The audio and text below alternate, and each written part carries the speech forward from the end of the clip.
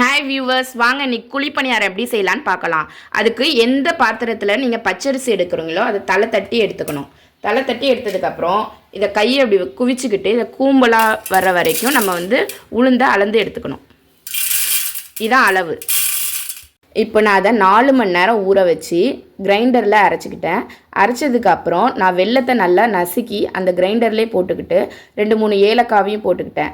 அரைச்சி எடுத்துகிட்டு உப்பு போட்டு ஒரு 6 மணி நேரம் புளிக்க வச்சுட்டேன். ரெடி ஆகிட்டு இப்போ குழி பணியார சட்டியை வச்சு எல்லாத்துலேயும் எண்ணெய் ஊற்றிட்டேன். சிம்மில் வச்சு நம்ம ரெடி பண்ணுவோம். இப்போ மாவை எல்லா குழியிலையும் ஊற்றிட்டேன். நம்ம ஒரு மூடியை போட்டு மூடிட்டு அப்புறம் பார்க்கலாம்.